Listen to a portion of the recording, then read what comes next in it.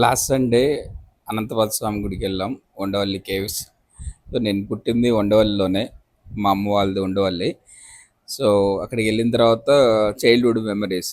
So నేను చిన్నప్పుడు summer holidays వస్తే సో మా అమ్మమ్మ వాళ్ళ ఇంటికి వెళ్ళేవాడిని. సో ఇది నేను చిన్నప్పటి నుంచి ఆడుకున్న ప్లేస్. సో ఇప్పుడు దీనికి ఎంట్రీ ఫీజు అలా ఉంది, కానీ మేము చిన్నప్పుడు అయితే ఎంట్రీ ఫీజు ఏం లేదు. ఇదంతా నేను చిన్నప్పుడు ఆడుకున్న ప్లేసు. ఈ చెట్టు అయితే కోతికొమ్మచ్చి ఆడుతూ ఎన్నిసార్లు ఎక్కామో ఎన్నిసార్లు దూకామో కానీ నాకే తెలియదు.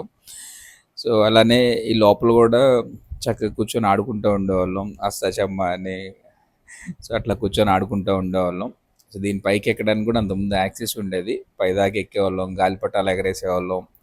చాలా బాగుండేది. అలా లోపల చాలా చీకటిగా ఉండేది అప్పుడు. సో ఇప్పుడైతే విజిబుల్ దేవుడిని చూడటానికి మంచి అవకాశం ఉంది. సో అప్పుడు మేము చిన్నప్పుడైతే సో చూసే అవకాశం ఉండదు. లైట్ కూడా వేయనిచ్చేవాళ్ళు కాదు.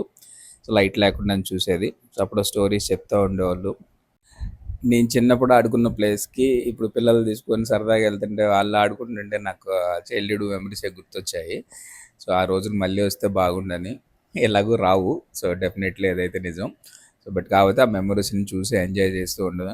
సో ఇక్కడే మార్నింగ్ వస్తే దెన్ ఈవినింగ్ వాటికి ఆఫ్టర్నూన్ వాటికి ఇక్కడే ఆడుకుంటూ ఉండేవాళ్ళం. సో దీని ఆపోజిట్లోనే ఒక వాగు ఉండేది. సో ఆ వాగులోనే మా అమ్మమ్మ వాళ్ళు బట్టలు ఉతికేవాళ్ళు. ఈ వాగులోనే స్నానం చేయటం, ఈతలు వేయటం. సో అక్కడ వంతెన ఉండేది. ఆ వంతెన మీద నుంచి దూకటం. సో కాలువలో స్నానం చేయడం అనేది ఏదో తెలియని ఒక సరదాగా ఉండేది.